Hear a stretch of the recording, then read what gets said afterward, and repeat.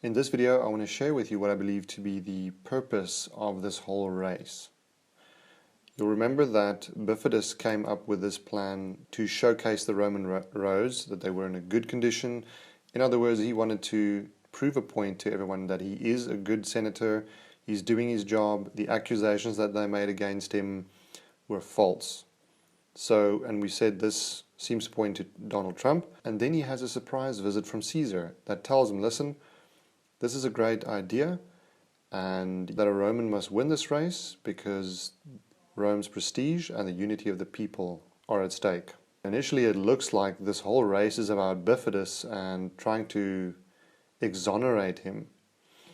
But Caesar brings another element to this.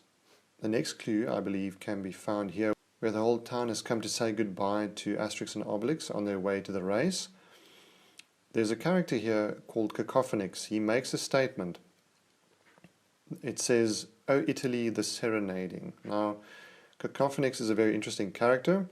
It says here that Cacophonix is the village bard. He is usually only a supporting character, but has a major part in the plots of some albums. So sometimes this guy is really important, and I believe that to be the case in this book. I went and looked up the word serenade. It says here on the right, it says in music, a serenade is a musical composition or performance delivered in honor of someone or something.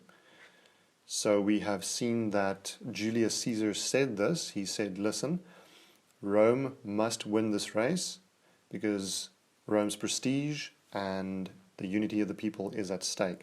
So those two factors. So in other words, this race is in honor of Rome then.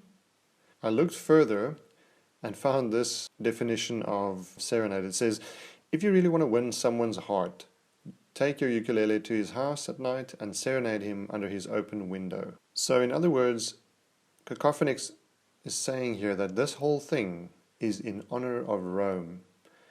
Now let's go to the next part where this is made very clear. Right after coronavirus sends the African chariot crashing, the whole world chants coronavirus, and Obelix says here, more and more people chanting his name, it's getting annoying.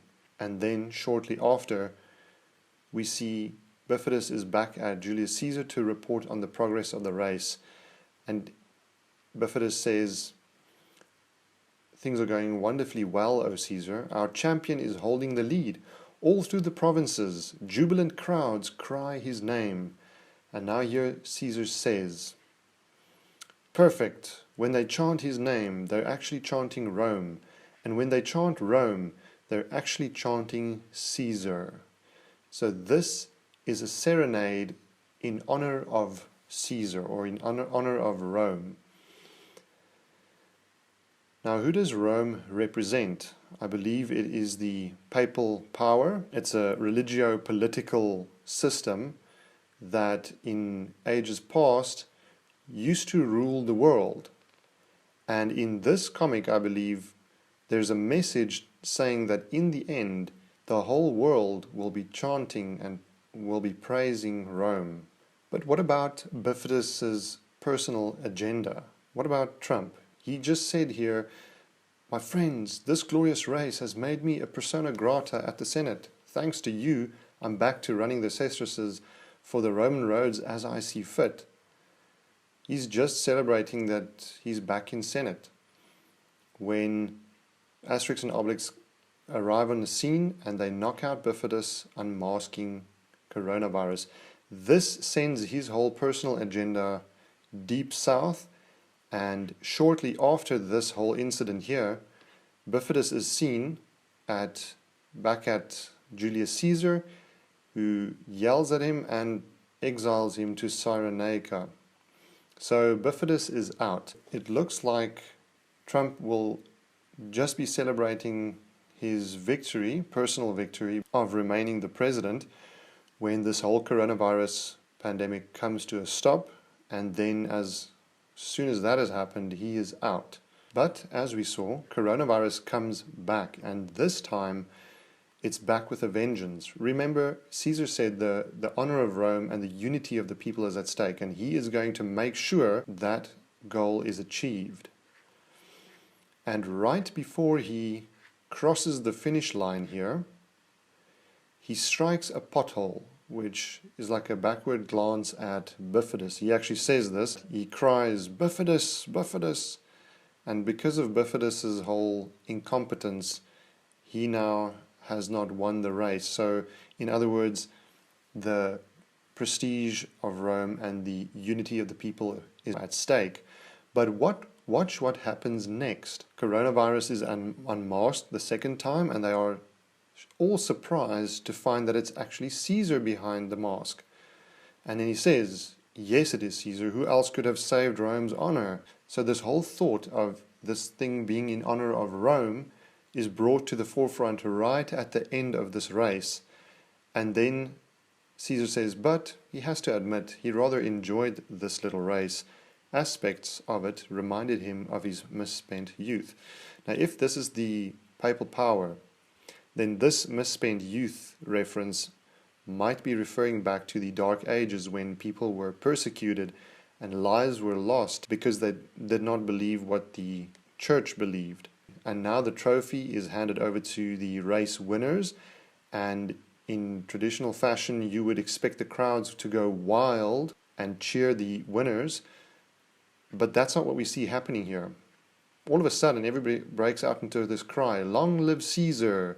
Hooray for our great leader!"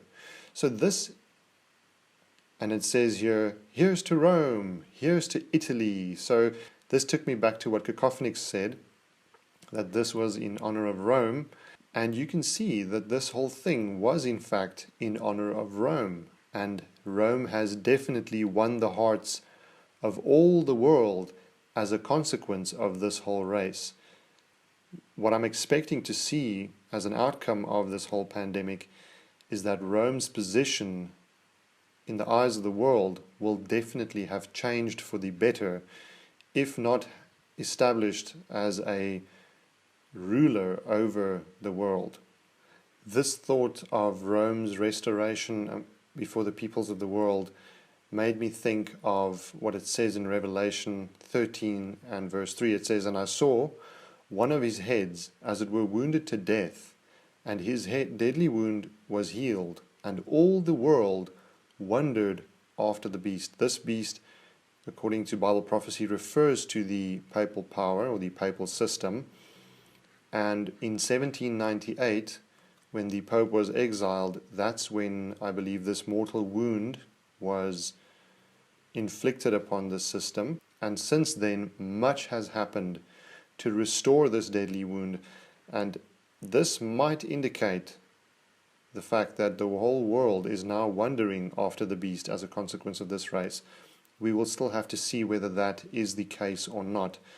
Please do your own research. Don't take everything that I say just as truth. Make sure for yourself and study. In the last frame, there's this interesting bit here where Cacophonix is now silenced and in the chariot. He's not partaking of this feast here. Everybody is happy because he is silenced.